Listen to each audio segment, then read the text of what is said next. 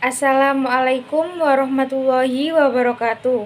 Saya Puput Permatasari, NIM 211050100023. Saya sebagai pemateri ketiga yang akan menjelaskan tentang aspek manajemen. Aspek ini berkaitan erat dengan operasional perusahaan, baik pembangunan maupun pengembangan. Dari semua aspek yang dianalisis, aspek manajemen memiliki cangkupan yang sangat luas.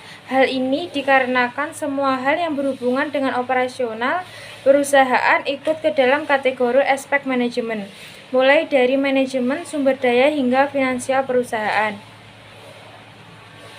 Aspek ekonomi dan sosial. Pada aspek ekonomi dan sosial, studi kelayakan menganalisis dampak yang diakibatkan oleh perusahaan pada kondisi sekitar. Studi kelayakan akan menganalisis bagaimana perusahaan mempengaruhi adat istiadat di daerah sekitar. Sedangkan dari sisi ekonomi, analisis yang dilakukan yakni bagaimana perusahaan berdampak pada tingkat pendapatan per kapita di wilayah tempat perusahaan didirikan. Aspek teknis dan operasi. Aspek teknis dan operasi adalah untuk menilai kesiapan perusahaan dalam menjalankan usahanya.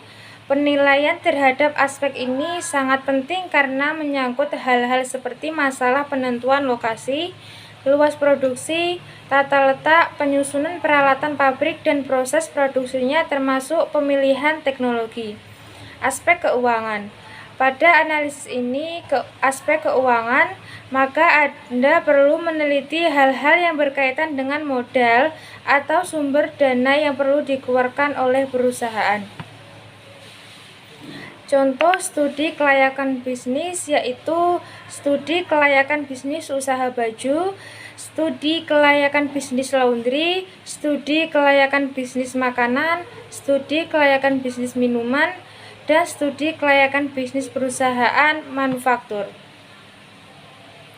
Kesimpulannya, studi kelayakan bisnis penting dilakukan sebelum memulai suatu usaha atau bisnis.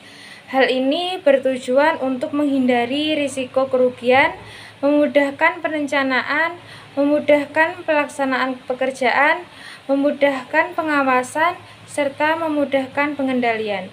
Selain itu, studi kelayakan bisnis memiliki manfaat kepada beberapa pihak, yaitu pihak pelaku bisnis, pihak investor, pihak kreditor, pihak pemerintahan, serta pihak masyarakat. Sekian materi dari saya.